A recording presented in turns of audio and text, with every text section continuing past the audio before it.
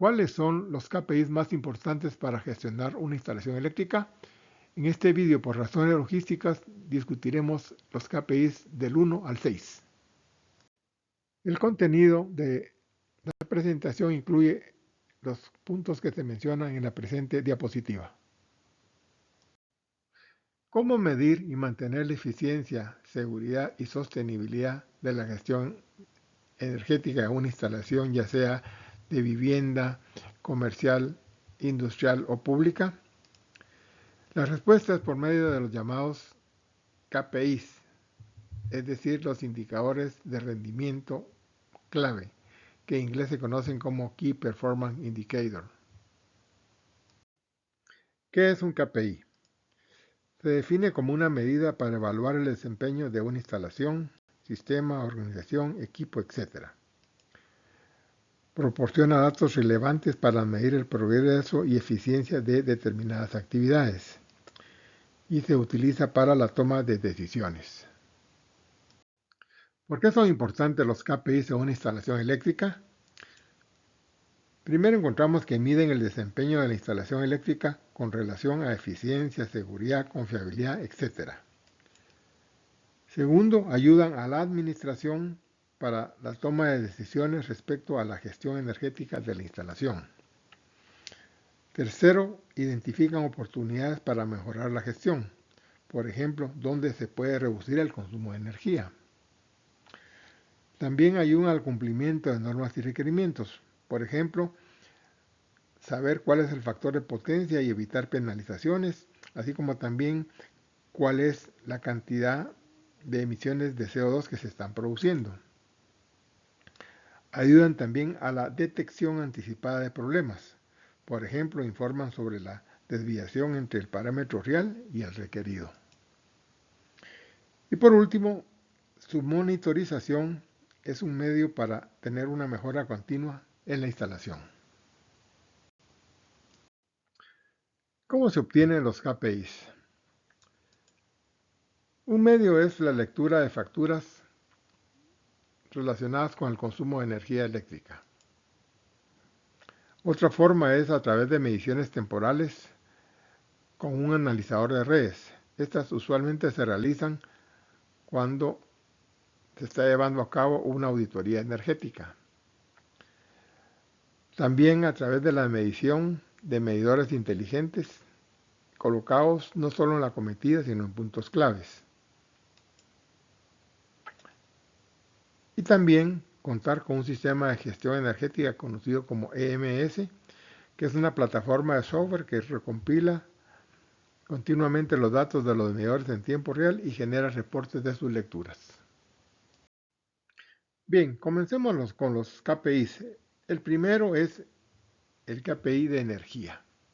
Esto corresponde al consumo total de la energía eléctrica en un periodo dado, que puede ser día, semana, mes, año, etc. ¿Cómo se calcula? Pues básicamente es el valor registrado por un medidor durante un periodo de tiempo dado.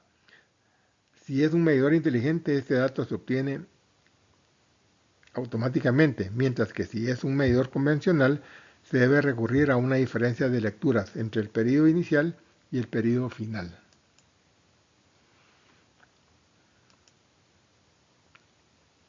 Por ejemplo, encontramos acá que un medidor o una instalación consume 236.555 kilovatios hora, mientras que al inicio su periodo medía 230.325.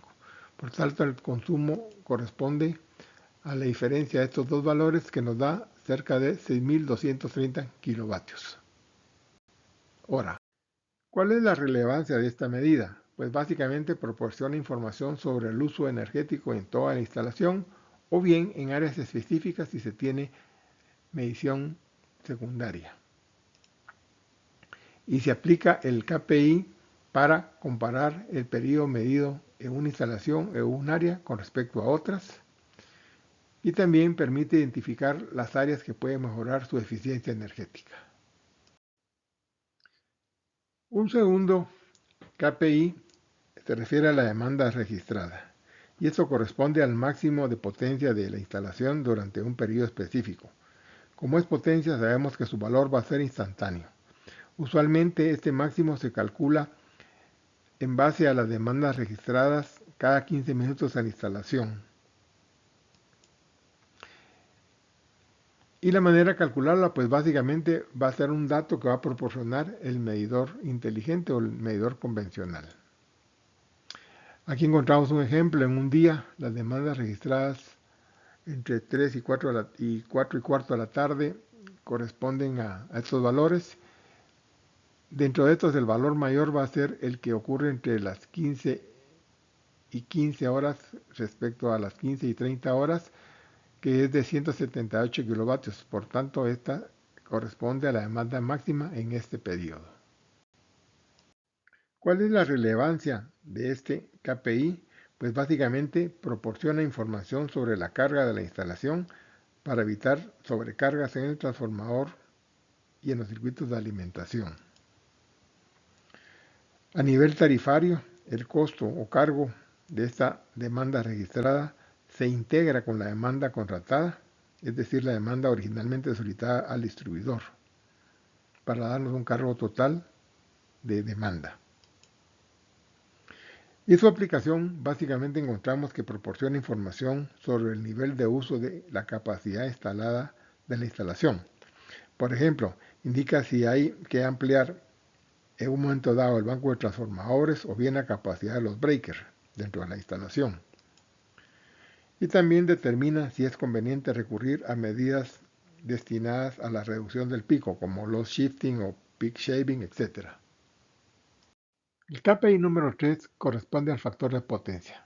El factor de potencia varía entre 0 a -1 si es de naturaleza inductiva y 0 a 1 si es de naturaleza capacitiva.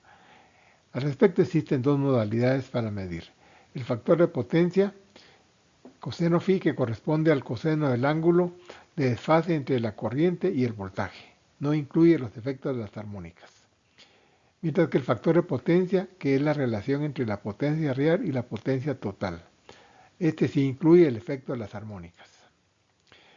El cálculo, pues básicamente es un valor promedio de los registros de un analizador de energía o un software de gestión energética. A nivel de ejemplo, consideramos acá que durante un periodo de 1 hora y en intervalos de 15 minutos se registraron valores de factor de potencia entre 0.95 y 0.92. Al obtener el promedio, se tiene que el valor de factor de potencia va a ser de 0.93.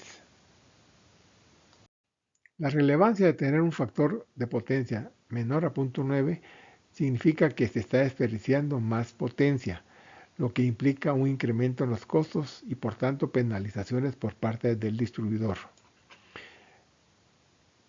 Su aplicación es que a través del KPI, cuando indica que es rutinariamente menor a 0.9, de naturaleza inductiva, indica entonces que es necesario la instalación de un banco de capacitores para evitar penalizaciones. El cuarto KPI se refiere al consumo de energía respecto a un factor de referencia. Usualmente puede ser metros cuadrados, pero también puede ampliarse a unidad de producción en el caso de industria o bien al número de empleados en el caso de centros comerciales. Se calcula dividiendo la energía dentro del factor de referencia.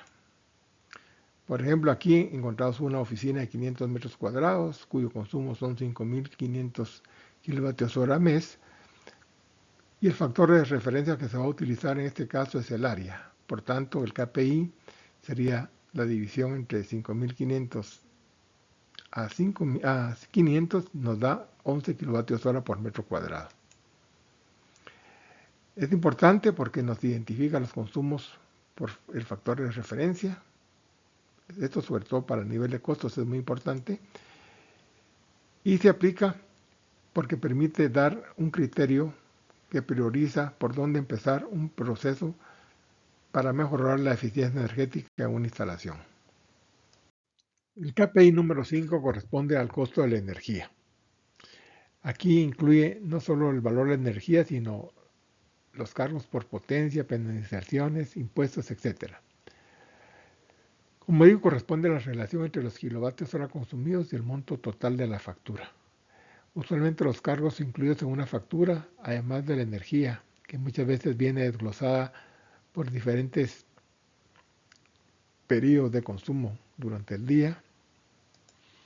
También incluimos lo que es la potencia contratada, la potencia registrada, el cargo fijo, que es el cargo por la existencia del usuario dentro de la base de datos de la distribuidora, y también impuestos y tasas. Aquí encontramos un ejemplo de una instalación que consume 75.000 kilovatios hora en un periodo dado, y el monto de la factura corresponde a $18.525. Por consecuencia, al dividir estos valores, encontramos que el costo del kilovatio hora va a ser de $0.247 por kilovatio hora consumido. Esto, como digo, es relevante porque se utiliza para controlar los costos operativos y gestionar el presupuesto operativo. También permite cuantificar los costos por factor de referencia, es decir, cuánto nos cuesta en un área respecto a otra, o bien si estamos hablando de unidades de producción, qué unidad de producción cuesta más que otra. Y su aplicación es para optimizar los periodos de consumo. Incluye el efecto de las penalizaciones dentro de los costos. El siguiente KPI se refiere al tiempo de fallas o inactividad. Esto se da en horas o también en porcentaje. Como digo, se refiere al tiempo de inactividad del sistema eléctrico por fallas o bien por mantenimientos preventivos y correctivos.